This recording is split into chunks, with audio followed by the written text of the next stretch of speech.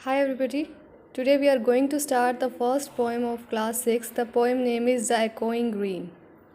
It was written by William Blake in 1789. It was published in that year. Echoing का मतलब होता है यहाँ पर different kinds of sounds, मतलब अलग अलग तरह की जो sounds होती हैं, आवाज़ें होती हैं, उनको बोलते हैं. और ग्रीन बोलते हैं मैदानों को. Clear?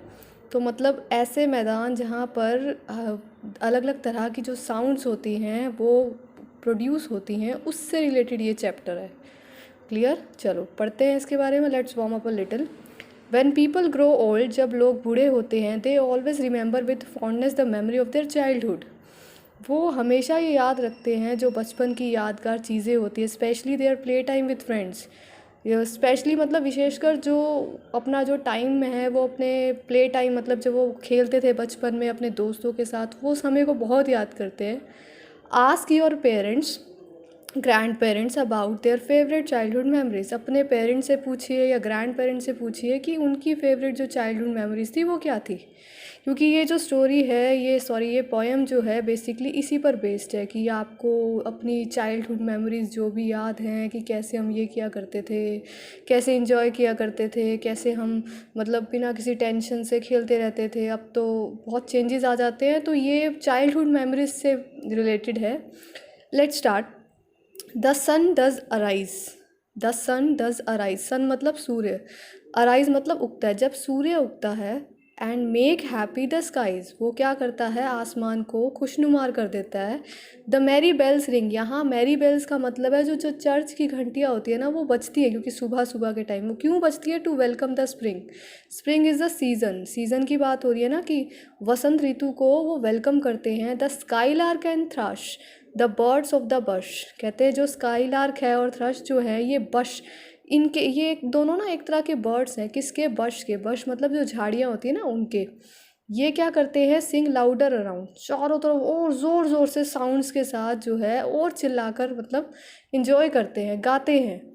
To the bells cheerful sounds. जैसे वो बेल्स बजती है ना चर्च की, वैसे ही वो भी उस साउंड से खुश होकर अपनी ही धुन में सवार हो जाते हैं. While over sports shall be seen on the echoing green. जो बच्चे होते हैं ना, यहाँ स्पोर्ट्स का मतलब बच्चों से है कि जो बच्चे हैं उस टाइम फिर मैदान में खेलने आ जाते हैं और सारा एटमॉस्फेयर को हरा भरा कर देते हैं. ऑन द एकोइंग ग्रीन मतलब जो पूरा मैदान है उसको अलग अलग साउंड से, अलग अलग आवाज़ों से उसे हरा भरा कर देते हैं. Old John with white hair. यहाँ जो आप पिक्चर में देख रहे हो, एक ओल्ड जॉन की बात हुई है, वो उसके बाल कैसे हैं, सफ़ेद हैं. डस लाफ अवे केयर. वो जब उन बच्चों को खेलता हुआ देखता है ना, तो वो बिना किसी चिंता के उनको देखकर बहुत खुश हो जाता है. मतलब ऐसा लगता है कि उनको देखकर उसकी सारी चिंताएं जो हैं वो क्या हो गई हैं, ख़त्म हो गई हैं. Sitting under the oak. वो कहाँ बैठा है, वो एक ओक ट्री. ओक मतलब यहाँ बलुत का पेड़ होता है, उसको बोला गया है कि वो पेड़ के नीचे बैठकर उन बच्चों को खेलता हुआ देख रहा है. अमंग द ओल्ड फोक. यहाँ ओल्ड फोक का मतलब है, फोक का मतलब होता है ये जो बूढ़े लोग होते हैं, उनके साथ बैठकर वो इन चीज़ों को देख रहा है. बच्चे खेल रहे हैं और उनको देखकर वो बेझिझक होकर खुश हो रहे हैं और अपना पुराना समय याद कर रहे हैं.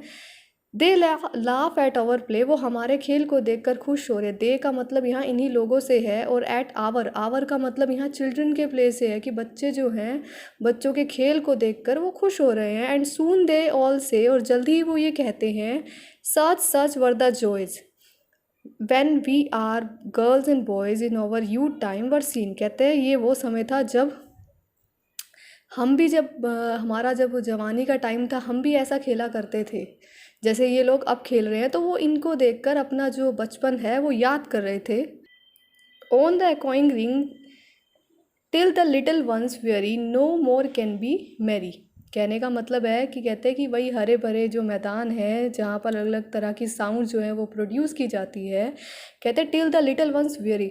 वेरी का मतलब होता है थकान होना. कहते हैं जब तक जो बच्चे हैं वो खेल कर थक नहीं जाते. No more can be merry. कहते हैं कि जब वो थक जाता है तो ना वो खुशी के साथ देखा नहीं जाता, क्योंकि अब वो खुशी रहती नहीं है. The sun does descend. जब सूर्य डिसेंड होता है, जब ढलने लग जाना, जब सूर्य ढलने लग जाता है. And over sports have an and. और हमारे जो खेल हैं वो ख़त्म हो जाते हैं. क्यों ये बच्चों की बात हो रही है कि जब वो दिन ढलता है तो बच्चे जो है अपने घर को लौट जाते हैं around the laps of their mothers. Laps का मतलब होता है गोदी।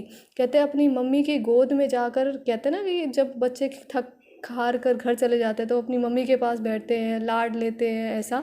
तो वो अपने थक कर वो अपनी मम्मी के पास चले जाते हैं। मैनी सिस्टर्स एंड ब्रदर, बहुत सारे जो सिस्टर्स हैं इनकी बात हो रही है, ब्रदर्स हैं।